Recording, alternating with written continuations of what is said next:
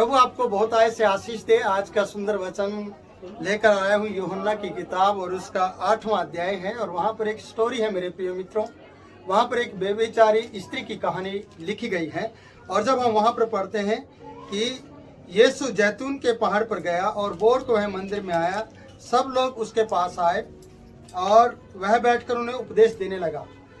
तीसरा पद हमें इस प्रकार से बताता है, तब शास्त्री और फरीसी एक स्त्री को लेकर आए और जो व्यभिचार में पकड़ी गई थी, और उसे बीच में खड़ा करके यीशु से कहा, हे गुरु, यह स्त्री व्यभिचार करती हुई पकड़ी गई है। यहाँ वचन बताता है कि ये शास्त्री लोग थे, फरीसी लोग थे, जो व्यभिचार में पकड़ी हुई स्त्री को लेकर आए और बीच में खड़ा करके कहा, इसने पाप किया है, ये व्यभिचार में पकड़ी गई है। मूसा की व्यवस्था के अनुसार तू इसे क्या आज्ञा देता है। मेरे प्रियो, मैं वचन से ये बताना चाहता हूँ कि आज के युग में, आज के समय में बीच में खड़ा करने का मुद्दा ये हो गया है कि धर्मांतर।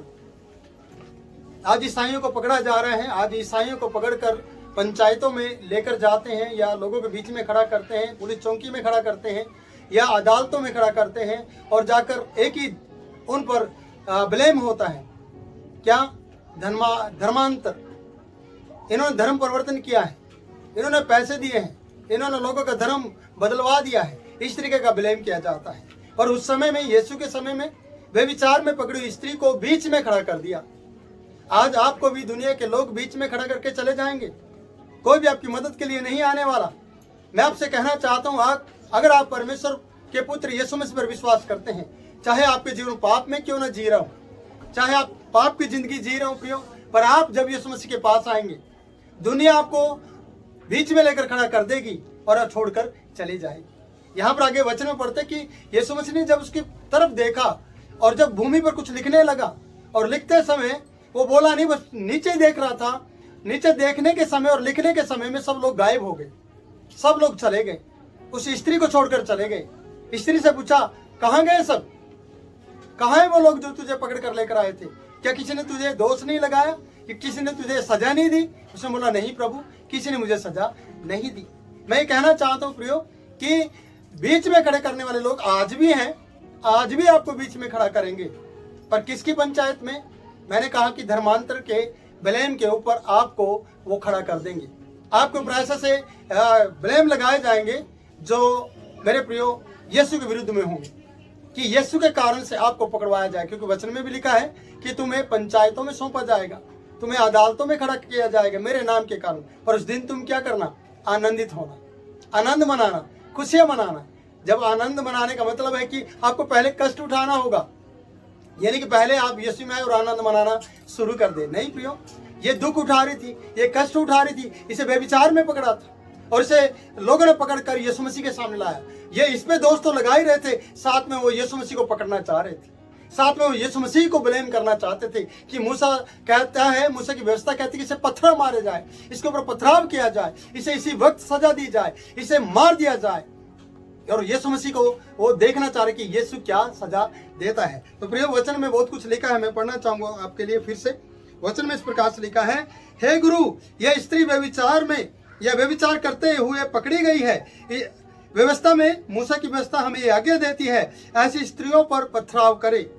क्या लिखा है? ऐसी स्त्रियों पर पथराव करे। आता है, तू इस स्त्री के विषय में क्या कहता है? उन्होंने उसे परखने के लिए यह बात कही थी, ताकि उस पर वो दोष लगाने के लिए कोई बात पाए। आपको मैं बता दूं कि वो दोषी ठहराना चाह रहे थे, वो दोष लगाने के लिए बात कह रहे थे। ये बड़ी दुख की बात है कि आज भी मसीह के ऊपर ये दोष लगाने के लिए कोई न कोई बहाना ढूंढते हैं। आज मसीह लोग प्रार्थना करते हैं लोगों के लिए ताकि वो चंगे हो जाए।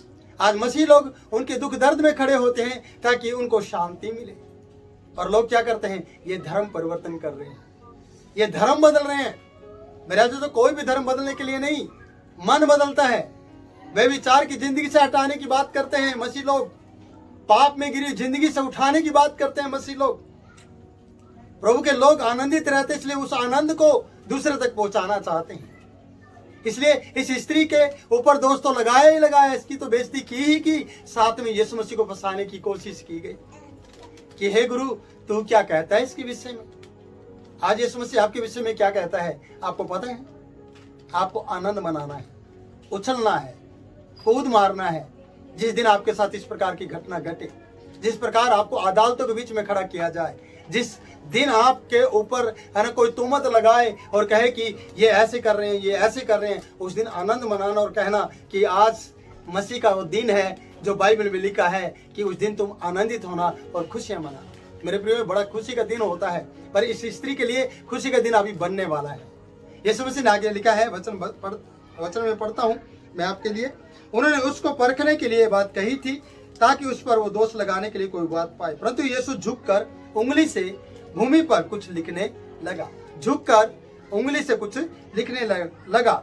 जब वे उससे पूछते ही रहे, वो लिख रहा था, वो उससे पूछ रहे थे। इसका मतलब कहने का अर्थ है प्रियो कि वो कह रहे थे बोल तो सही, कुछ तो बोल, हम तुझसे पूछ रहे हैं, तू बोल बोल। लेकिन यीशु मसीह कुछ लिख रहा था। वो क्या लिख रहा था ये नहीं लिखा बाइबल में, पर कुछ लिख रहा था। और वो कह रहे थे बोल, बता क्या कहना चाहता है। वो इंतजार कर रहे थे। और आगे हम पढ़ते हैं वचन में क्या लिखा है। जब वे उससे पूछ ही रहे थे तो उसने सीधे होकर उनसे कहा, तुम में जो निष्पाप हो वही उसको पहला पत्थर मारे। ये मूसा की व्यवस्था का था, लेकिन यीशु मसीह ने कहा जो तुम में निष्पाप हो वही उसे पहला पत्थर मारे। मेरे आजीजों, आज जिनके हाथों में पत्थर है वो निष्पाप तो नहीं है, वो आपके प्रति भी पापी हैं और सबसे पहले परमेश्वर के प्रति पापी हैं। परमेश्वर का वचन बताता है सबने पाप किया और परमेश्वर की महिमा से रहित है। इसलिए वो पत्थर उठाएंगे और आपको मारेंगे। आज को भी न्यायी ये नहीं कहेगा, आज की पंचायत का आज सरपंच आज आपको ये नहीं कहेगा, आज दुनिया का न्यायाधीश ये नहीं कहेगा कि जो निष्पाप हो वो पहला पत्थर मारे, क्योंकि दुनिया का न्यायाधीश यीशु मसीह था। उसने न्याय किया और उसका न्याय सच्चा था।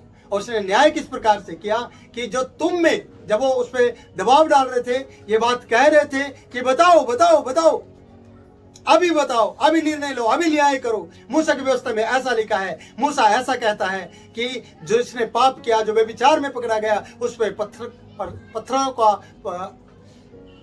पथराव किया जाए, पत्थर मारे जाए, उसमें बिखेर दिए जाए, पत्थरों के द्वारा उसे मृत्यु दी जाए, दंड दिया जाए।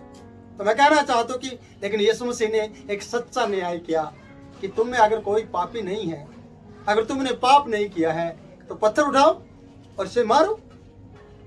और वचन बताता है कि वहां पर एक भी व्यक्ति ऐसा नहीं था जिसने अपने हाथ में पत्थर उठाए हो, क्योंकि वचन बताता है कि परंतु वह यह सुनकर बड़ों से लेकर छोटे तक एक एक करके निकल गए और यीशु अकेला रह गया और वही स्त्री वहीं बीच में खड़ी रह गई। मैं आपसे कहना चाहता हूं कि उन्होंने पत्थर उठाए नहीं, उन्होंने पत्थर उठा रखे थे। यीशु मसीह ने कहा पत्थर उठाओ जो निष्पाप है और उसे मारो। पहला पत्थर वही मारे जो निष्पाप हो।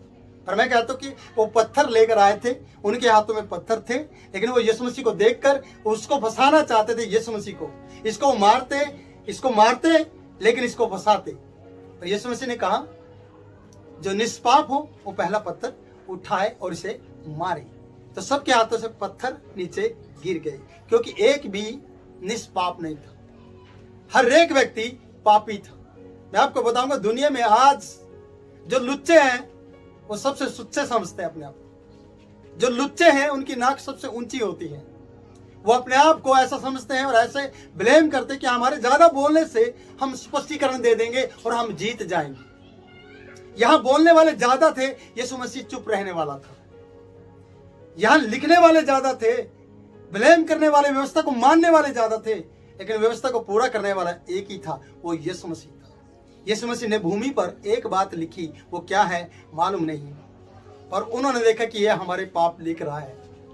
अगर वो भूमि पर पत्थर मारने वाले व्यक्ति भूमि पर लिखने वाले यीशु मसीह की उंगली को देखकर इतने डर गए और वो पापी ठहरे, वो निष्पाप नहीं थे, उन्होंने एक भी पत्थर नहीं मारा, तो जो जीवन की पुस्तक में आपके नाम लिखे गए हैं और जो किताब में आपके हर चीज को लिखा गया, जिसका न्याय आपको और मुझे देना होगा, जिस न्याय शासन के सामने आपको और मुझे खड़ा होना होगा, वहां पर आपकी हालत का अंदाजा कैसे होगा, आप कैसे लगाएंगे, उस बारे में आपको सोचना होगा।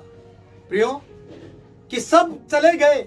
जिन लोगों ने यीशु मसीह के बीच में जाकर उसे खड़ा किया था और चारों ओर घेरा डाला था, वो लोग चले गए। सिर्फ वहां पर कौन है? यीशु और ये पापी स्त्री, जिसको लोग पापी कह रहे थे।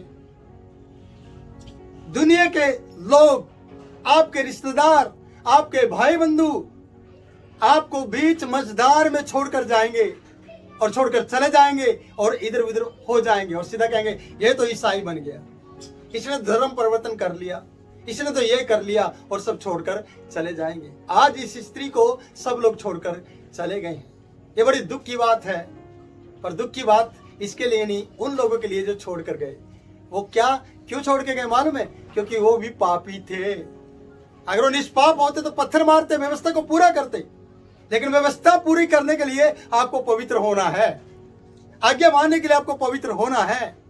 पश्चाताप में आकर ही आप उस आज्ञाओं को सही रीति से इजीली, आसान तरीके से मान सकते हैं। प्रियो, अगर आप चाहते हैं कि मैं अपने जीवन को प्रभु के साथ अच्छे से जोड़ पाऊं, तो मेरे अजीजों, यहाँ वचन बताते कि ये स्त्री और यीशु मसीह बीच में खड़ी रह गई। यीशु के साथ ये स्त्री अकेली खड़ी रह गई। यीशु ने सीधे होकर उससे कहा, हे नारी, वे कहाँ गए?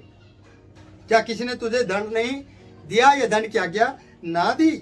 उसने कहा, हे प्रभु, किसी ने नहीं। हे प्रभु, किसी ने नहीं। यीशु ने कहा, मैं भी तुझ पर दंड की आज्ञा नहीं देता हूँ, जा और फिर पाप ना करना। यीशु ने कहा, जा और फिर पाप ना करना, मैं भी तुझे दंड की आज्ञा नहीं देता हूँ। ऐसा में उस समय यीशु मसीह ने उसे दंड की आज्ञा नहीं दी। वो दे सकता था, क्योंकि दंड की आज्ञा देने वाले हजारों लोग पत्थर लेकर खड़े थे। पर यीशु प्रेम का दरिया है, यीशु प्रेम करता है। यीशु ने से बेविचारी स्त्री को पाप से बचाकर कहा, आज के बाद पाप नहीं करना, आज के बाद उस दलदल में नहीं जाना, जा, मैं भी तुझे क्षमा करता हूं। अगर लोगों ने तुझे दंड नहीं दिया, मैं भी तुझे दंड नहीं देता। आज दुनिया के लोग तुझे छोड़कर चल गए, कोई बात नहीं, पर तू आज के बाद पाप नहीं करना, आज के बाद पाप में जिंदगी नहीं जीना, आज के बाद फिर से उन लोगों के बीच में मत जाना, जा, फिर से पाप ना करना। प्रियो, आज आपके लिए और मेरे लिए भी यही आज्ञा है कि जा, फिर से पाप ना करना। अगर आपकी पाप की जिंदगी रही है और आज आप यीशु मसीह पे विश्वास करते हैं, तो मैं आपसे निवेदन करता हूं और यीशु मसीह के नाम में मैं भी कहता हूं कि जा, आज के बाद पाप ना करना। यीशु और आप इकट्ठे होंगे, जैसे स्त्री और यीशु आज यहाँ अकेले रह गए। आप सामरी कुएं पर सामरी स्त्री को देखते हैं, याकूब के कुएं पर, और वहां पर जब कुएं पर स्त्री आती है और यीशु मसीह वहां ऑलरेडी पहले से बैठा है। वहां पर यीशु है और वो स्त्री है, सामरी स्त्री। उसका जीवन भी इसी प्रकार का है। और ये स्त्री को भी ये लोग छोड़कर गए जो सजा देने वाले थे। आज सजा देने वाले आपके चारों ओर हैं, अनुग्रह करने वाला आपके ऊपर है। सजा देने वाले चारों ओर है, अनुग्रह करने वाला आपका ऊपर है। याद रखना, ऊपर से आसानी से देख सकता है इंसान, और परमेश्वर खुदा को है ना, खुदा नीचे देख सकता है इंसानों को आसानी से। चारों तरफ वाले व्यक्ति को डायरेक्शन चाहिए, कोई इधर जाएगा, कोई उधर जाएगा। अगर आपकी पीठ देखनी है तो सामने वाला पीछे जाएगा, समझ में आ रहा? अगर आपका चेहरा देखना तो पीछे वाला सामने आएगा। और अगर ऊपर वाले को देखना है तो आपको सिर से लेकर पांव तक वो अच्छे से देख सकता है। और ऊपर वाला परमेश्वर है जो आपको अच्छी तरह से देखता है और जानता है। प्रियो, मैं आपसे कहना चाहता हूं, ये 15 मिनट आपके लिए आशीष का कारण बनेंगे अगर आप इस वीडियो को देखते हैं और इस वीडियो से कुछ सीखते हैं, अपनी जिंदगी में पश्चाताप लेकर आए। और इस स्त्री की तरह अगर आपकी जिंदगी में कुछ चल रहा है तो आज छोड़ दीजिए। बहुत से लोग अगर आपको पकड़ लिया ना, मेरे किसी एक रिश्तेदार ने कहा, अगर कोई पाप में पकड़ा हुआ मिल जाए ना तो वही हाथ साफ कर लो, अगर बचना है तो बस भाग लो जितना भाग सकते हैं। अगर उनके हाथ में पड़ गए तो जान से मार देंगे। ये सच्चाई है। आज उन दरिंदों के हाथ में पड़ने से अच्छा है परमेश्वर के हाथ में पड़ जाना। वीडियो आपके लिए आशीष का कारण बने। मैं परमेश्वर का दास आपके लिए प्रार्थना करने जा रहा हूं। आइए अपने सिरों को झुकाएं और हम प्रार्थना करेंगे। सर्वशक्तिमान परमेश्वर, मैं तेरे बेटे बेटियों के लिए प्रार्थना करता हूँ, जितने भी इस वीडियो को देख रहे हैं सब पर तेरा अनुग्रह चाहता हूँ। अगर किसी के जिंदगी में उस स्त्री की तरह पाप है, अगर वो पकड़े जाते हैं और इस तरीके के लोगों के हाथों में पड़ते हैं, तो परमेश्वर तेरी अनुग्रह की दृष्टि उस बेटी पर, उस भाई पर, उस बहन पर आ जाए, जिसके कारण प्रभु लोगों के हाथों में नहीं बल्कि तेरे हाथ में वो पड़ जाए। क्योंकि तू दयालु है, तू अनुग्रहकारी है। तू दाऊद की उस कहानी को हम देखते कि दाऊद पर तूने अनुग्रह किया और दाऊद ने कहा मनुष्य के हाथ में पड़ने से अच्छा है मैं परमेश्वर के हाथ में पड़ूं। सच है ये बात प्रभु। हम विश्वास करते हैं पिता तेरे पुत्र यीशु के नाम में कि हमारी बहन, हमारा भाई, हमारे जवान बेटा बेटी आज यीशु मसीह के नाम में बचाए जाए और उनके ऊपर अनुग्रह किया जाए। इसलिए प्रभु उन सब पर तू दया कर, उन सब की जिंदगी में तेरी आशीष ठहरे। पिता प्रार्थना सुन, कबूल कर, यीशु के नाम से मांगते हैं, आमीन। जय मसीह की। इस वीडियो को आप लाइक करें और शेयर करें और हमारे चैनल को सब्सक्राइब करें। प्रभु आपको बहुत आशीष दे, मुझे दे आप इजाजत। फिर मिलेंगे अगली वीडियो में। जय मसीह।